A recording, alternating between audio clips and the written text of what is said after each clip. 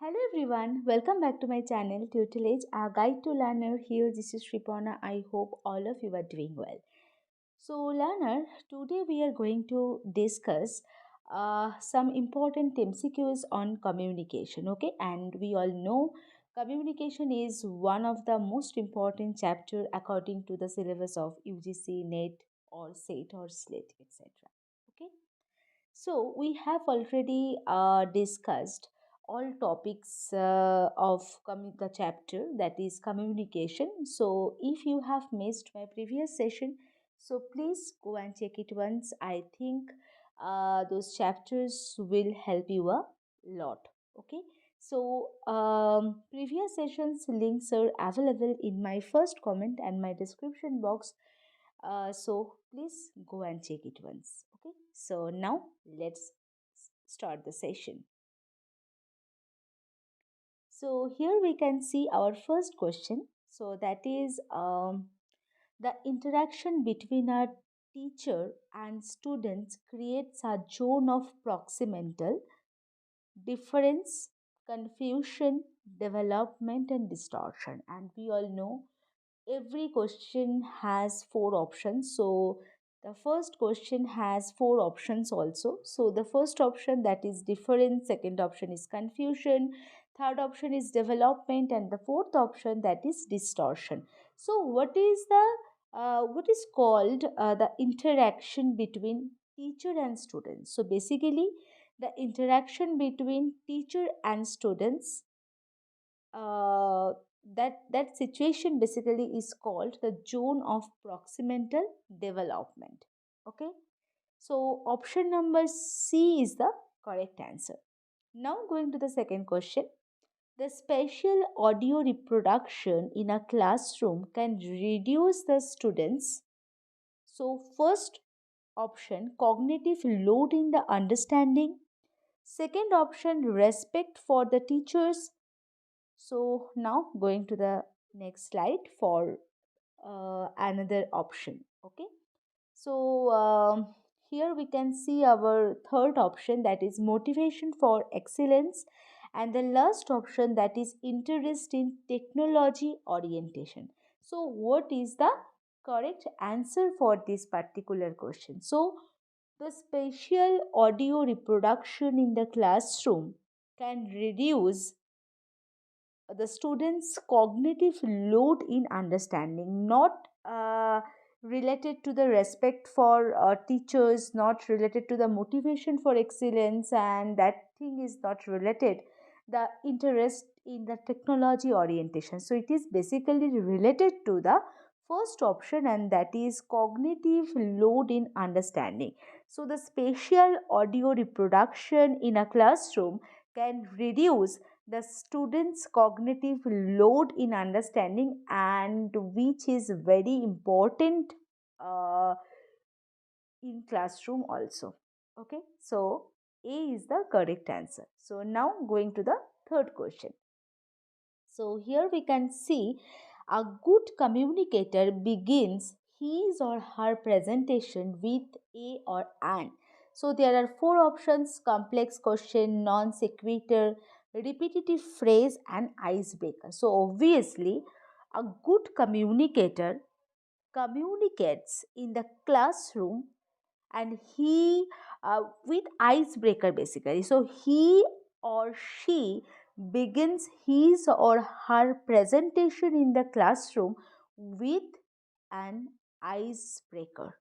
Okay, so learner, a good communicator begins his or her presentation in a classroom with an icebreaker. Okay, so that indicates the icebreaker of the topic basically. Okay, so icebreaker things is always very important to hold the concentration, to keep the concentration, to keep the students concentration in the classroom. So that's why option number D, icebreaker, is the correct answer. Now going to the fourth question, that is, which of the following 1 minute. So Now going to the fourth question, okay? So the fourth question, that is, which of the following is an example of verbal communication?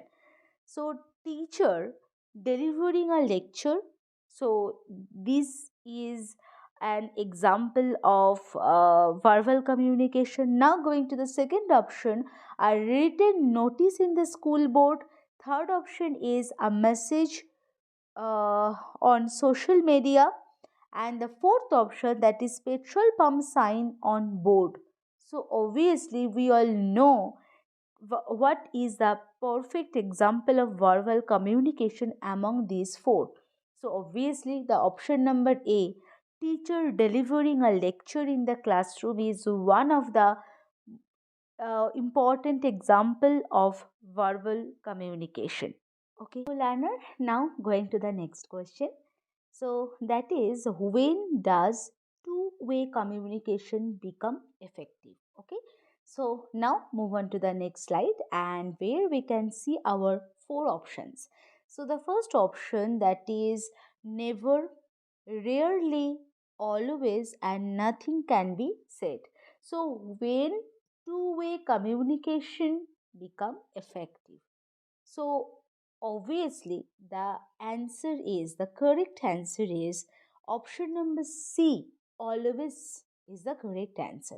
Okay, so when does two-way communication become effective?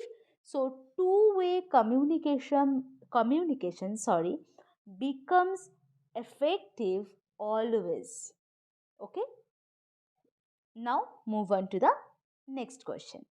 The most powerful barrier of communication in the class is: the first option, noise in the classroom; the second option, confusion on the part of the teacher; third option, outside disturbance in the classroom; and the fourth option, lack of teaching aids. So, what is the most powerful barrier of communication in the class? So, do you know what's the correct answer? So, the correct answer, that is confusion on the part of teacher. When there is a confusion of teacher, so that is the most powerful barrier of communication in the classroom.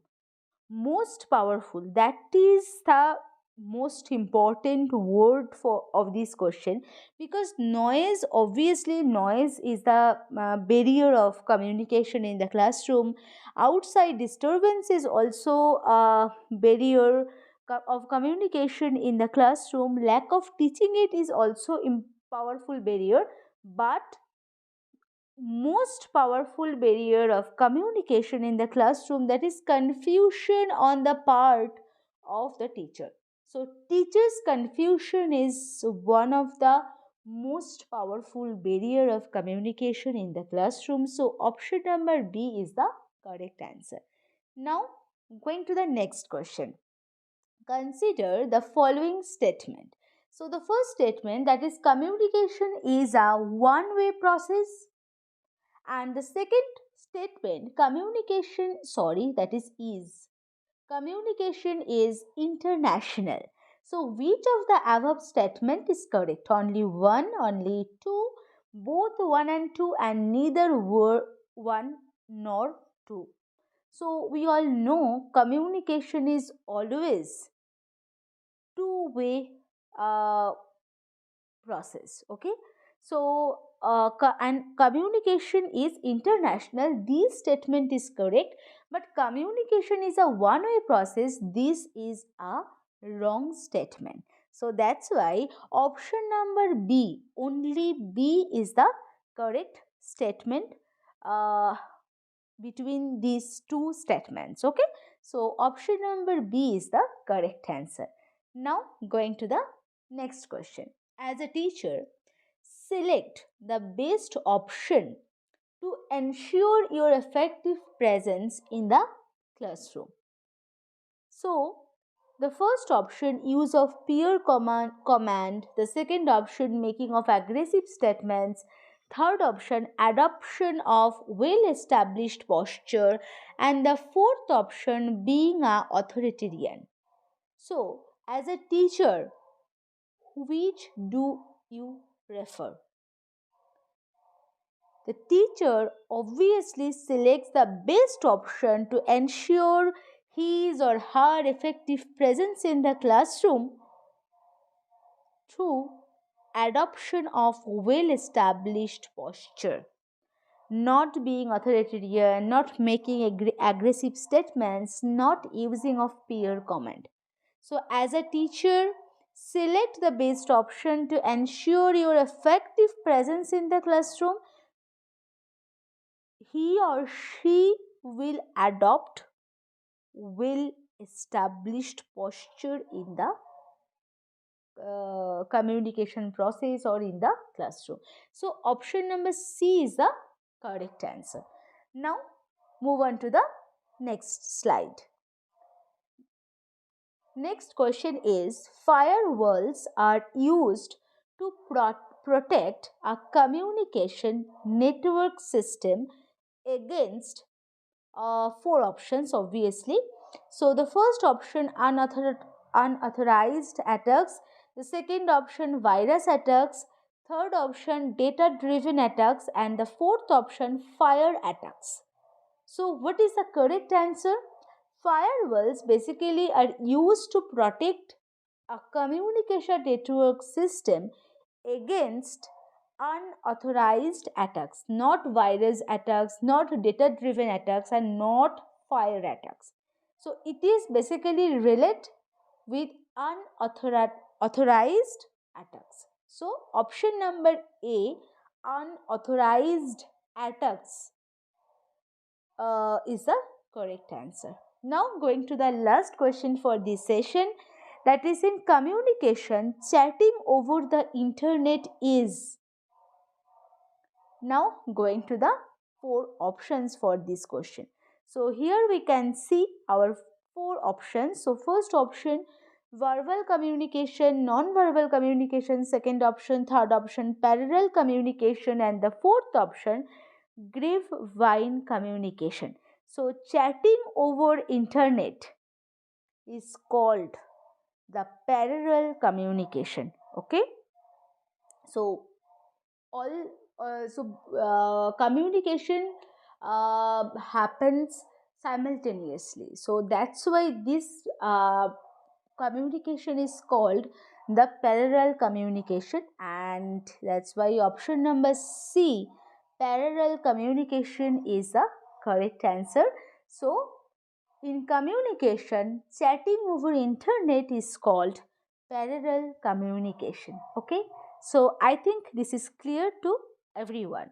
So if you have any doubt on it, so please do one comment in my comment section. I will reply you for sure. We are done for the today's session. I hope this session will be very useful to everyone. If you like my session, do not forget to like, share, comment, and please do some support and subscribe my channel for getting more useful session. I will come again with a new session. Till then, stay tuned, stay connected with me. Thank you.